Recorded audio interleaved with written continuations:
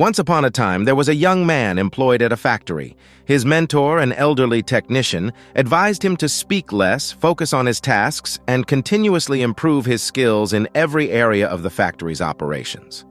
A decade later, the old man retired, and the young man took on the role of a technician himself. He maintained the same level of dedication and hard work that he had been taught. One day, he went to visit his mentor. The old man noticed that he seemed troubled and asked what was bothering him. The young man sighed deeply and began to share his frustrations. "I've followed your advice to the letter all these years. No matter the task, I keep quiet and concentrate on the work at hand. I know I've done a good job and mastered all the skills available at the factory. What I don't get is why those with less experience and skill than me have been promoted, while I'm still earning the same as I did when I was your apprentice."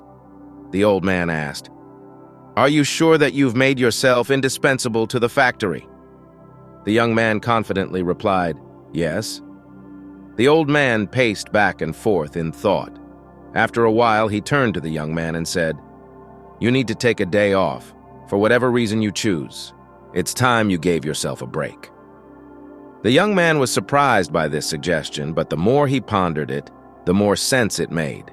He thanked his mentor and hurried off to request time off.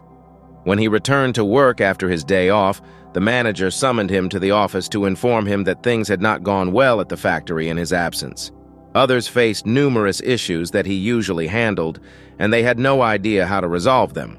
Recognizing his value, the manager promoted him to the position of senior technician to show appreciation and encourage him to continue his excellent work. The young man was grateful for his mentor's wisdom. Surely, he thought, this was the key to success. From then on, whenever the young man felt he deserved more than he was receiving, he would take a day off. When he returned, the situation would improve to his satisfaction. This pattern continued for several months.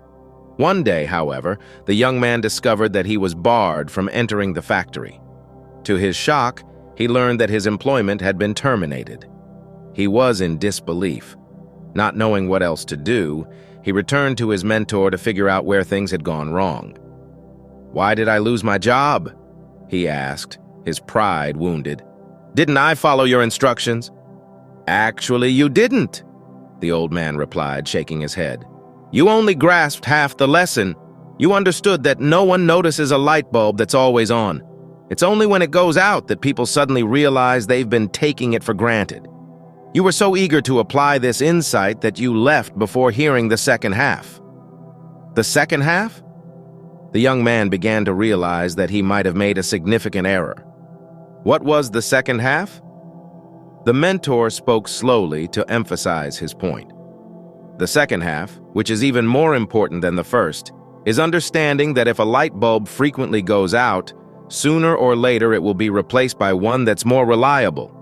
Who wants a light bulb that can't be counted on to provide light?